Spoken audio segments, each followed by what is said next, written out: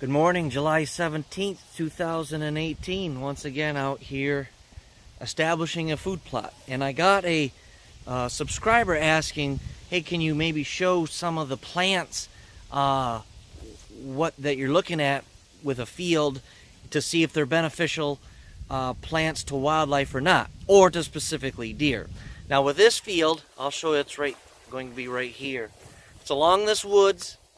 This is a newly acquired property, so there's basically nothing here. Well, there was loggers in here before the clients had owned it, and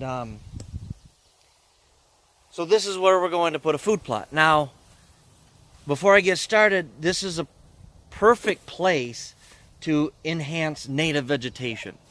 There's regrowth with the popple in here with the loggers. But this field is a great big field. We can influence some native vegetation here. But we're going to put in a 2-acre plot here. And what happened was the loggers, it's so rough in here, I can't even drive over it with a tractor. You can't see it, obviously, pointing down, but trust me, it's rough. So let me get down here and we'll ID a few plants. This white flower right here is called Queen Anne's lace. Little to no deer value. However, all these plants that flower, and you'll see there's a yellow one right here, beneficial to wildlife because they're pollinators. Common mullein, we've talked about this before. It's a leafy plant. You'll see it, it's really soft. It's got little hairs on it. It's really soft. Well, little to no deer value whatsoever. But it flowers and there spreads millions of seeds all over the place and comes back thicker, but no deer value. But again, it's a pollinator.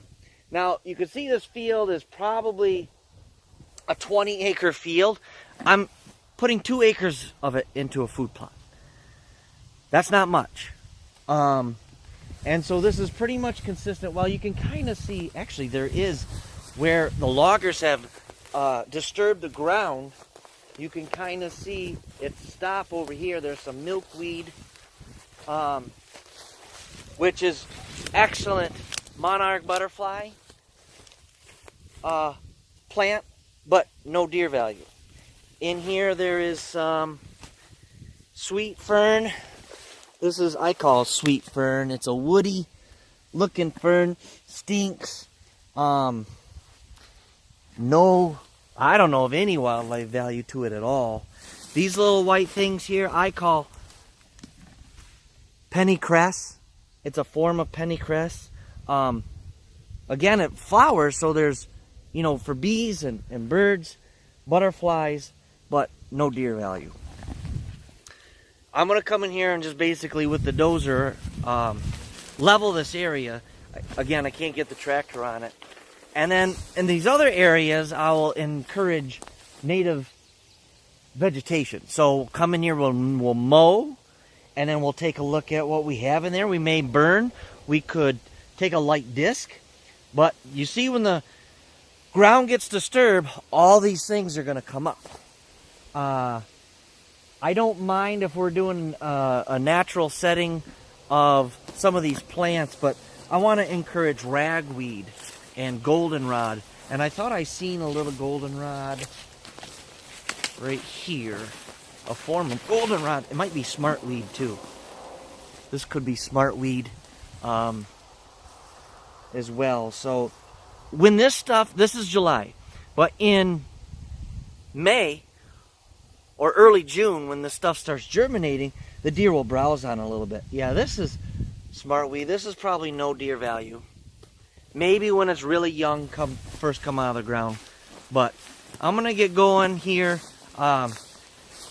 This tractor is rented today, this dozer. And show you what it looks like when I'm done.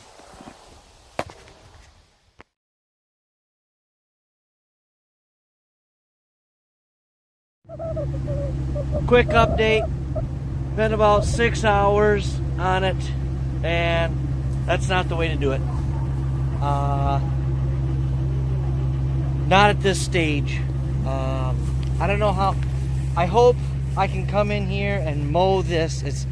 I just tried knocking down the humps. Down there at that end, I tried totally flipping the sod over. It didn't work very good. So hopefully I can come in and mow the rest of this and then start tilling. But I guess if I had maybe another day. Anyway, it's not the way to do it.